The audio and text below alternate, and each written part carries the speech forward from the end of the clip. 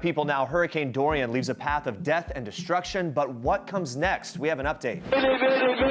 A deadly fire on a dive boat off the coast of Santa Cruz leaves over 20 people dead. We'll tell you what we've learned about this horrific incident. Also on today's show, Justin Bieber's honest, revealing post about early life, drug use, and working through the challenges of his fame. An update on Kevin Hart's condition after suffering serious back injuries from a car accident over the weekend. It's all live today on People Now. Let's go.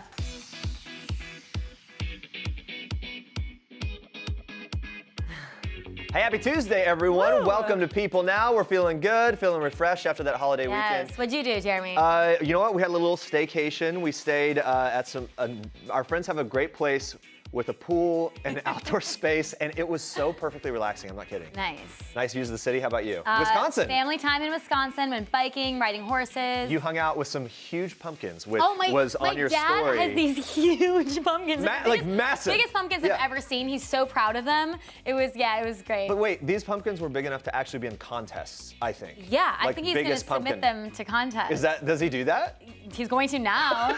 They're like magic pumpkin seeds or something. It's unbelievable. He's really invested, but they are very big. And then let's just say this, a lot of people dealt with this, travel problems on the way back. Yeah. You landed in Newark. And then 2 hours of waiting to get to the gate to the airport. Only thing worse than waiting to take off, because I've been stranded like sitting out on the tarmac ready to take off, but then to land and to be sitting out there for 2 hours. Yeah. Nightmare. Yeah, it was bad. Glad you're here. Yep. Look, here we all are. I know. Refreshed, ready to go. Guys, other stuff that happened. Jennifer Lopez announced on her Instagram that a new trailer for the star-studded Hustlers movie is dropping today. We can't wait for that. There's been so much buzz about this. We're going to be breaking it down a little later in the show. But first, we want to know who you're most excited to see in the trailer. Is it the incredible J-Lo herself? Is it Cardi B? Maybe Lizzo? Vote on these, or if your favorite didn't make our list, tweet us with the hashtag PeopleNow. Andrea has logged in on several computers and different accounts to vote for Lizzo. Lizzo. We'll check in on that in a little bit, but for now, here's what you need to know what's trending today. Guys, we are getting right into it as we track the latest on Hurricane Dorian. Take a listen to this. We are in the midst of a historic tragedy. That's Bahamas Prime Minister explaining the impact of Hurricane Dorian on the tropical islands. The Bahamian police have confirmed that 5 people are dead as the storm continues to barrel towards the Florida shoreline, with winds already picking up in the peninsula. It's now a Category 2 hurricane with maximum sustained winds of 110 miles per hour. On Monday, Dorian laid its assault on Grand Bahama and Abaco Islands, causing destruction as storm surges rose 12 to 18 feet above regular tide levels. The Prime Minister said the island's focus is search, rescue, and recovery, as many homes, businesses, and other buildings have been completely or partially destroyed. You know, a lot of the video coming out of there, filling up our Twitter feeds, is just really shocking. You see some of it there. He's asking for everyone's prayers for those affected and for the island's first responders. The storm made landfall in the Bahamas as a Category 5 on Sunday afternoon. It was basically crawling across the country. It was at a near standstill over Grand Bahama early Tuesday morning. Take a listen to this Bahamas resident describe the storm's destruction to CNN over the phone. I am currently inside of a car. My home, the roof is gone. It's taking in water. It's flooding everywhere, and it's unbearable to live at right now. It's very windy. We cannot see at all. The only thing we can really see is the U.S. Coast Guard's helicopters circling around us. Everything is completely destroyed, wiped out. It's about 3 inches or 4 inches of flooding inside of my home, but only because we're actually up on top of a hill. The water hasn't really risen that high inside of our home. Well, hard to imagine what those people are going through. And a Florida state representative shared this video on Twitter Monday, showing the airport on Freeport, Bahamas, immersed in water. U.S. officials, including President Trump, are warning residents in Florida, Georgia, and the Carolinas to be prepared. Many mandatory evacuations have been issued. Florida residents have boarded up their homes and evacuated to shelters as they gear up to wait for the destructive storm. According to the National Weather Service, Dorian's projected path is to move up alongside the Florida, Georgia, and Carolina coastlines Wednesday through Friday. We'll keep you posted on that. Guys, now we move on to a tragic incident on a dive boat. Watch this. 2 seconds. Transformer. Northside Santa Cruz. Roger, are they locked inside the boat? Roger, can you get back on board and unlock the boat, unlock the doors so they can get off? Wow, that was audio from the Mayday call put out from a boat fire off the island of Santa Cruz on Monday morning. The audio is raising questions that the passengers might have been trapped on board. CNN's reporting that only the dispatcher's words can be heard in the Mayday call, saying in part, "Roger, you don't have any firefighting gear at all, no fire extinguishers or anything." And then they added, "Was that all the crew that jumped off? Is the vessel fully engulfed right now? And there's no escape hatch for any of the people on board?" That was the question they're asked to kind of recap that. And at one point, the caller can even be heard saying, "I can't breathe." 25 bodies from the fire have reportedly been recovered, according to NBC News and the Associated Press. At least 9 people are still missing as the search for survivors continues. The Coast Guard did not immediately respond to people's request for confirmation. The Conception was 20 yards off the northern coast of Santa Cruz when a fire was reported at approximately 3:30 a.m. on Monday morning. The Coast Guard and local fire departments responded, but the boat, ravaged by fire, sank into the water later Monday. The Coast Guard is reporting that a total of 39 people were on board the boat at the time of the fire, including 6 crew members. 5 of the crew members have been found alive after they were able to paddle in a dinghy to a nearby boat. The Coast Guard said on Monday, quote, "The cause of the incident is under investigation. Names are being withheld pending next of kin notifications." This video, shot on January 16th, 2018 by a YouTuber who was on the dive boat for a recreational dive charter, shows the inner quarters on that boat. According to the website, the Conception had been on a 3-day Labor Day diving cruise for a local excursion company at the time of the fire. Truth Aquatics, which owns the Conception, could not immediately be reached by people on Monday. Representatives from the company declined to comment to other news outlets as well.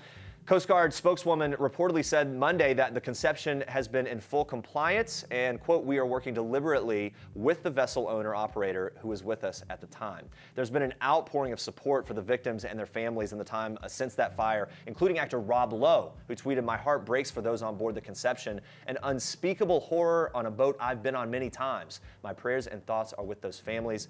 Of course, our thoughts and prayers go out to those families of the victims during this difficult time as well. Let's move on to something a little lighter, but also on a more serious note. Justin Bieber opening up about his early fame and the negative effect that it had on his life. Justin shared a lengthy Instagram post on Monday where he reflected on how achieving fame at age 13, growing up in an unstable home, and having access to what he says was whatever he wanted led him to struggle both physically and mentally later in life. In the candid post, Justin also revealed that the unmanageable ups and downs from being an entertainer caused him to start relying on heavy drugs by age 19. The star said that he abused all of his relationships, that he was disrespectful to women. And he adds, quote, "I became distant to everyone who loved me, and I was hiding behind a shell of a person that I had become. I felt like I could never turn it around." He shares with his 118 million followers, quote, "You see, I didn't grow up in a stable home. My parents were 18 and separated with no money, still young and rebellious as well." And he explained, "As my talent progressed and I became ultra successful, it happened within a strand of 2 years. My whole world was flipped on its head."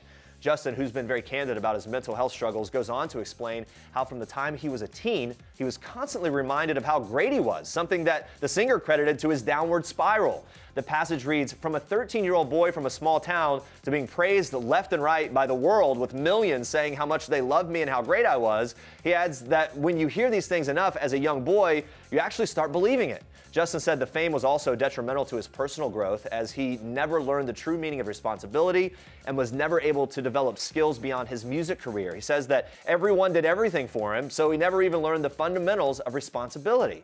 Now, despite the problems he faced, Justin said that he found comfort and support in a group of people, including his wife, Haley Baldwin, who encouraged him to keep going. He says, "Luckily, God blessed me with extraordinary people who love me for me. Now I'm navigating the best season of my life, marriage, which is an amazing, crazy new responsibility. You learn patience, trust, commitment, kindness, humility, all the things it looks like to be a good man." He wraps up the post encouraging his fans to keep fighting, even when the odds are against you. Now, Justin has heavily relied on his wife, Hailey Bieber, whom he quietly married in fall of 2018. The pair even put their wedding plans on an indefinite hold while they work through Justin's struggles. A source tells People in part, Justin has an incredible support system. Hailey is his biggest supporter. He realizes how blessed he is to have her. course, we wish him all the best. It's really interesting to hear that kind of honesty out of him. It was a really long post. Yeah, it's heartbreaking to think that at the time when he shot to fame, he was going through all of this and experimented with drugs and everything. Yeah. It seems like now he fully realizes he's in a better spot. Yeah, I think as we cover celebrities going through really interesting life journeys all the time, and there's something to say for someone being able to articulate and look back on what their pitfalls were and their ability to now move forward. So sounds like probably help a lot of people too. Absolutely, yeah. If you look at the post, the comments there, people really grabbed on to so much of what he said. It helped them, inspired them in many different ways. So good for him for opening up. Guys, we have some good news about Kevin Hart with his wife Nico Parrish revealing that he's, quote, going to be just fine after his car accident and surgery. If you didn't know, the comedian suffered a major back injury or injuries when the car that he was riding in veered off the road in Malibu early Sunday morning. Parrish told TMZ reporters outside the hospital that Hart is doing great and is expected to fully recover, adding that Hart was fine, saying he was awake. A source previously told People that Kevin Hart, who was a passenger in the car, is currently recovering after undergoing surgery. The comedian was hurt after the vehicle's driver, his friend Jared Black, lost control and crashed through wooden fencing just before 1 a.m. on Mulholland Highway in Malibu. A spokesperson for the California Highway Patrol confirmed this news. Hart's blue Barracuda crashed about 10 feet off the road into a ditch, leaving Black and Hart with major back injuries. TMZ reported that on Sunday. A third occupant, Black's fiancée, Rebecca Brocksterman, was unharmed, according to E! News. And according to Entertainment Tonight, authorities determined that Black was not under the influence of alcohol. Since news of his accident broke, well wishes for Kevin Hart have flooded in from his famous friends, including Jumanji co-star Dwayne Johnson, who wrote on Instagram alongside this picture of the two, "Stop messing with my emotions, brother. Kevin Hart for real. We have a lot more laughing to do together. Love you, man. Stay strong." Meanwhile, Bryan Cranston also shared this picture of the two and wrote in part, "Let's all send him positive energy and healing thoughts. He's a good human.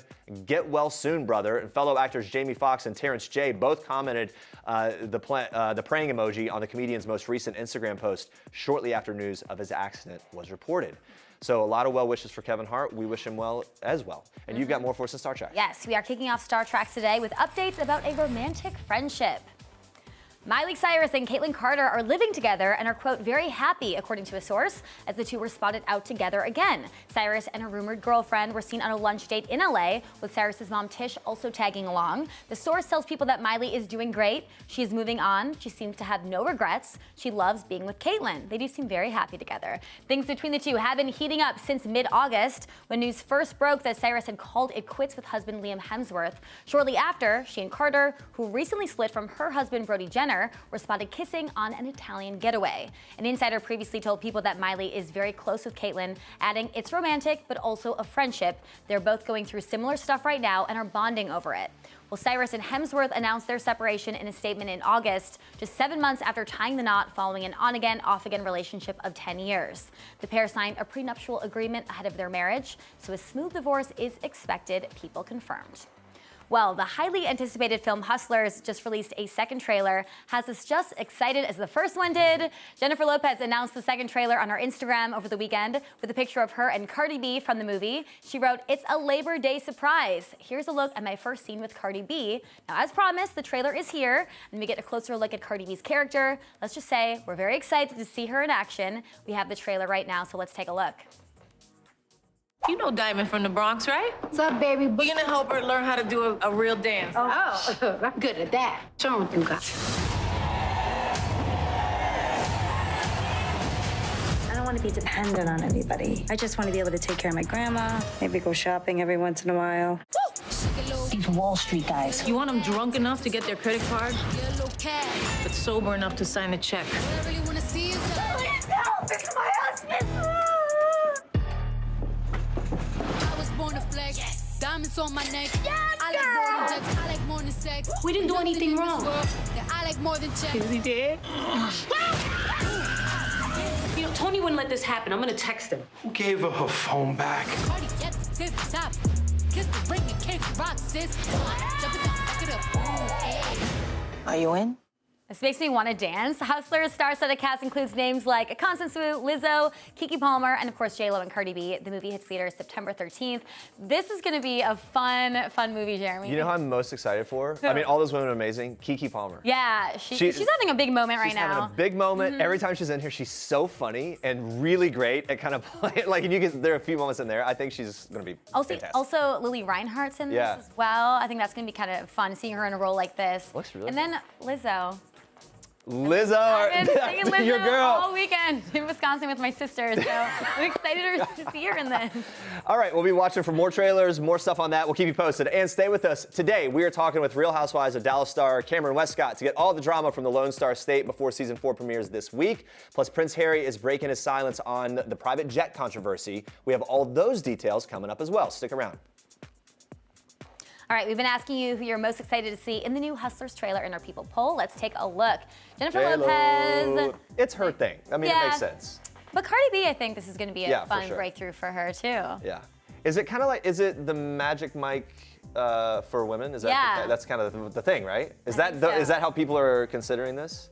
I mean, now that you say it, I think so. Makes sense, right? Like, it's going to be like a guilty pleasure, really fun. Probably pretty raunchy. Probably a little raunchy. But from the trailer, it's hilarious, so I think I'm excited. Guys, keep voting. For now, we move on to this.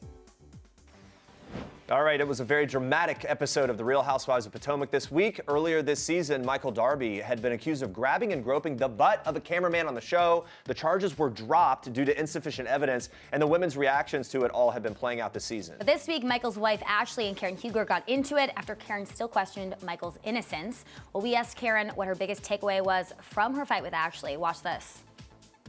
That she didn't receive the message, that she was in denial, that we all have our opinions, you know, and because I am a survivor of rape, and this is the hashtag Me Too, you know, so much is going on in this country. It's nothing to be played with. I just take away from that she was in denial, that something certainly happened. We'll never know what it was, but in order for her to be a helpmate to her husband, help him change and help him face that, you know, perhaps you can't play around like that today without consent from beginning, middle, and end. So the takeaway is she didn't really receive that. I was hopeful that perhaps she was simply putting up a front in front of the audience and in front of us, and maybe behind closed doors, she was holding him accountable. I hope so. But I don't know. We won't know. Okay. Yeah, you and Ashley seemed to be on a road to friendship earlier this season. So is that fully ended now? You know what? No, I'm always hopeful. Yeah. Honestly, life is really, really short, and people do change. You know, only time will tell. So I'm always open to, you know, moving on and growing in my friendship with women. This is my family. We are a team. Our HOP is a team of women, and it hurt me to see her go through this. To be honest, I wouldn't wish this on my worst enemy. Interesting to hear from them. It is important to note, as we said, the charges against Michael have been dropped due to insufficient evidence. We also spoke with Karen and Candace about the reunion, which has already been filmed, and what to look out for there, including who they were most nervous to speak to going into it. Watch. Who are you both most nervous to speak to going into the reunion? I'm not nervous with anyone. Not nervous. No. I think that knowing how explosive I can be and how passionate I am, I was apprehensive about where I would go with Ashley, or where I could go with Ashley. Ooh. And it went there? It was painful to listen to for me, because, you know, some of the terms I realized, you know, I am from another generation. I'm like, okay, hold up, wait a minute, let's just put the brakes on. But it was something that needed to be hashed out, and I certainly, who knows what I said? I know what I said, but I don't remember what I said. I just wasn't nervous with anyone. I felt like I've been vindicated the entire 4th season. It's a wonderful season for me, and I win. You guys already filmed the reunion. Who surprised you the most on filming? At the reunion, Giselle was muted. She was very brilliant. Yeah, I was like, what, Jizzy, wake up. She had like a long night out the night before. No, she was quiet. I thought that was surprising to me, because Giselle has a lot to say about everything. You were bracing for it, and then nothing happened. Yeah. I was also, he's not a housewife, but I was surprised by Michael, and I shouldn't have been, but just not to give it away, but just the indignation of the way that he presented himself. It was very much so, you know. Entitled. High horse, entitled. But I certainly took that into my hands. Yeah. And he knows better now. Okay. Yes. All right, you gave him a Gave him the business. Yeah, business. So for the reunion, one of the mysteries of the season was that Robin claimed that Michael said he wanted to perform oral sex on one of the guys in the cast. It hasn't been revealed yet. Does that get revealed in the reunion? I think, yes, just do the math, people. Right. who you're thinking it is. I can tell you it's not my hubby. Probably that person. No. Wow, the things that will be discussed during that reunion. Yeah, it's juicy. It goes there. It really does. You're gonna love it. Do we think that Katie Ross will come back next season? Katie Ross. I think she's on to bigger things. Yeah. I think She's doing moved a on with film her life. now. She's doing a film. She's engaged. She's a puppy. She's got a new home. She seems happy. I speak to her every now and then, and she's in better spirits. And I don't want to rock that boat. So it would be a surprise to you if she. It would be a surprise, but Katie's always a welcome surprise. Absolutely. She's good TV. She can pop in Really anytime. good TV. Okay. We would welcome her. Well, there's more Real Housewives of Potomac to come before the reunion, so make sure to watch it every Sunday night at 8 p.m. Eastern Time on Bravo. Season 4 of The Real Housewives of Dallas premieres tomorrow on Bravo. And before it all kicks off, we sat down with Cameron Westcott, who's been on the show since season 2, to talk all things Housewives, including which friendships surprised her the most this season. I would definitely say my friendship with Stephanie surprised me the most. And you'll kind of see our friendship evolve or, have some hiccups. So you'll get to see that. And Leanne and I's friendship went through a few hiccups.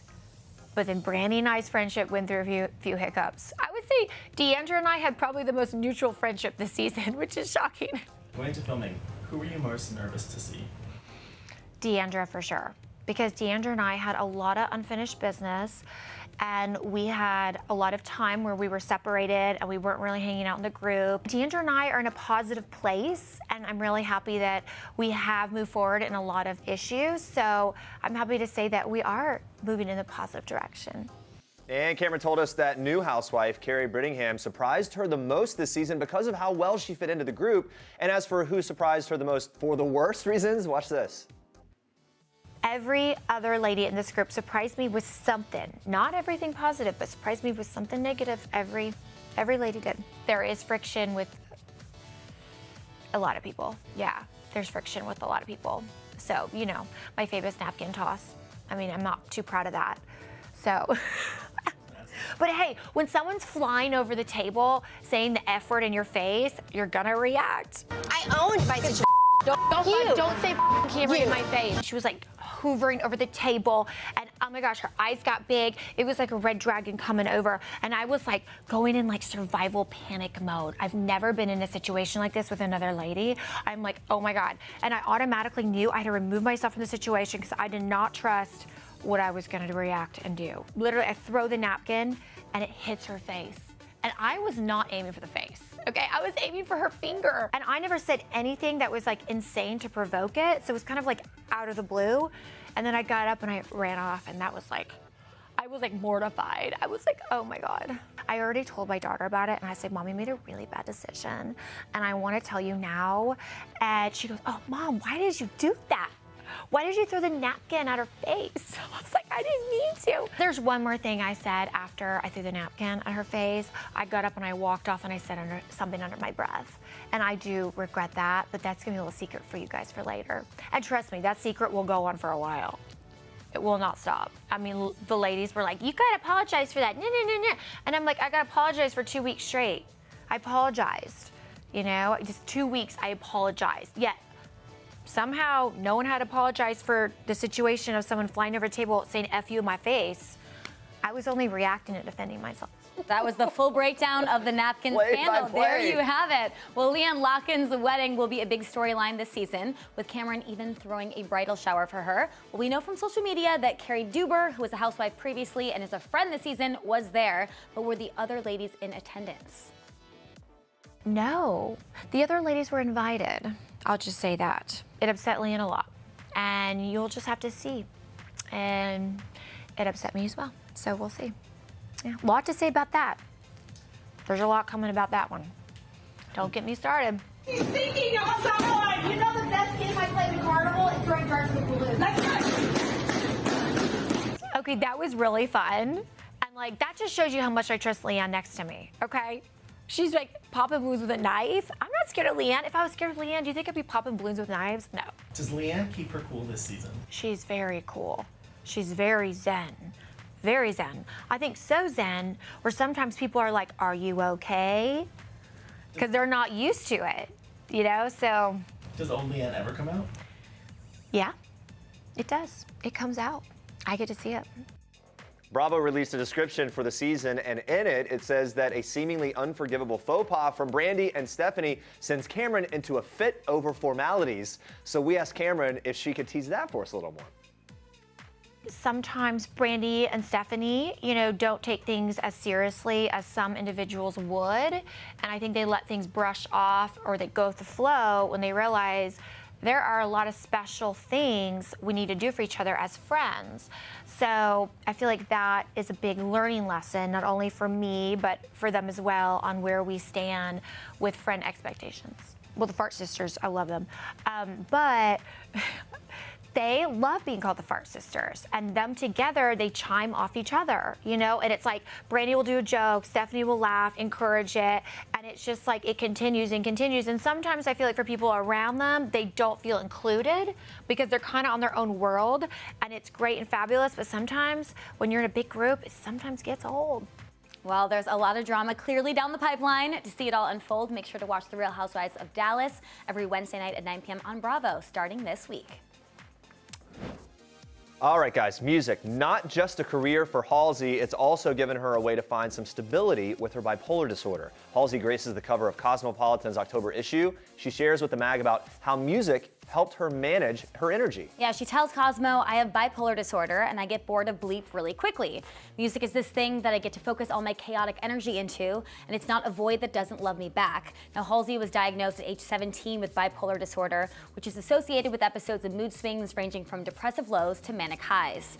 Back in June, Halsey revealed that she had herself committed to a psychiatric hospital twice to get ahead of the manic depressive periods. Halsey has been open with her fans about her personal life and struggles. She tells Cosmopolitan that she assumed the world would be kind, but that hasn't quite been the case, revealing that she's been slammed by social media trolls, calling her being open and vulnerable inconsistent with her brand. So it's like, as she's opened up and been a little more real, people have kind of had some backlash. Which is really weird that people would be upset about that. I mean, we're in a day and age where celebrities, as we were talking earlier about Justin Bieber, regularly open up about the struggles they have, and most people view that as something to relate to or learn from. She's asked, though, on social media if she's a crazy, rambunctious bad girl, or they say, are you an activist, political fundraising philanthropist? One or the other. It's almost as if some people have made her try to choose. Well, you can be both. Halsey's response to critics and haters, she says, how bleeping immune are you to the human experience? Sometimes I want to have really good sex, and sometimes I want to save the world, and sometimes I might try to do both in the same day. You can kind of like chew gum and walk There you too, go. or whatever. Ultimately, Halsey describes herself as pretty regular,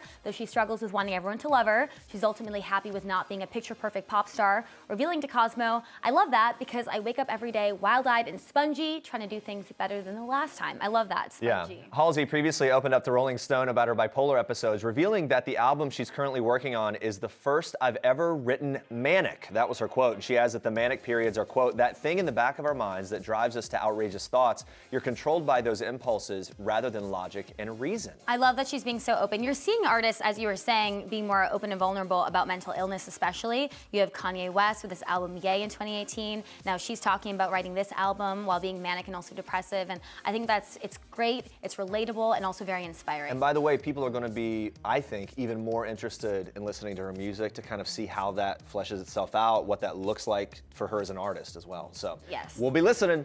All right, Prince Harry is speaking out about the controversy surrounding his recent travel. On Tuesday, the royal dad attended an event in Amsterdam where he addressed his use of private jets to go on vacation with his wife and son Archie to Ibiza, then Elton John's villa in the south of France. During his speech, he admitted, quote, we can all do better, and while no one's perfect, we all have a responsibility for our own individual impact. The question is what we do to balance it out. Harry arrived in Amsterdam on Monday on a scheduled flight. At the event, Harry joked about getting a good night's sleep on the plane. He said this, having spent last night here, I don't know about you guys, but it was definitely the best night's sleep I've had for the last 4 months. Little dad humor there, because he was sleeping without the Archie. baby's not sleeping, right. Later in a Q&A session, Harry went even further when asked specifically about his private travel, revealing that he rarely even flies by jet. He said, I came here by commercial. I spend 99% of my life traveling the world by commercial. Occasionally, there needs to be an opportunity based on a unique circumstance to ensure my family are safe, and it's genuinely as simple as that. Prince Harry was in Amsterdam to attend the launch of a new partnership called Travelist. He calls it a first-of-its-kind coalition, a united front of businesses dedicated to make travel an engine for stability. Harry's office says it was created to mobilize the travel industry as a catalyst for good that aims to transform the future of travel for everyone. Sorry, it was for sustainability. Yes. That's what they're all doing together in a coalition. In many emerging economies, only 5% of the money spent by tourists goes back into the local community. According to a royal charity source, Harry wants to make sure to change the system to make it more effective for destinations and local communities to thrive. The new project teams together Booking.com, Skyscanner, Ctrip, TripAdvisor, and Visa to work with Harry's foundation to influence the way the world travels. A source says the partners are really enthusiastic and they are committed, and the partnership may expand. Yeah, the project will soon be a part of his new charity vehicle with Meghan, which will become the first major project of the Sussex Royal Foundation. All right, guys, we are taking one last look at our People poll. We've been asking you who you're most excited to see in the new Hustlers trailer. Jennifer Lopez. It's not Lizzo, but I'll take a little J-Lo, right? Who are you excited to see? No, I'm still, of those three, whatever. Do we have to pick? That's impossible to choose. But we need our polls, Jeremy. All right. But I love that J-Lo is like heading it up and she's doing girl power, doing everything. Feel good. Yes. We'll be asking you a new question of the day tomorrow on People Now, so tune in for that. All right, coming up tomorrow, guys, we're joined live by country singer Ryan Hurd. We're pumped to talk to him. Yeah, plus a couple of Real Housewives of Dallas are also here live. Carrie Brittingham and Stephanie Holman are teasing up all the new season's drama. All right, thanks for watching. And before we go, we had a really great time with Lance Bass during one of our favorite segments, so take a look at this.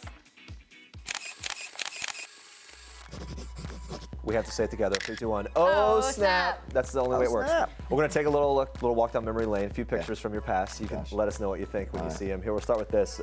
You with a recent MTV VMA Vanguard Award recipient, Missy Elliott. I need this picture. Where's this picture? Right? Missy, I'm sure that was after the VMAs. Yeah. We used to throw the best VMA parties, and I mean, we'd have this like the best time. And Missy I love Elliott Missy. seems just like an incredible person, She an artist, is one all of of the it. nicest people, one of the most incredible artists. We have an interview with Jay Leno in the year 2000. Look at you guys.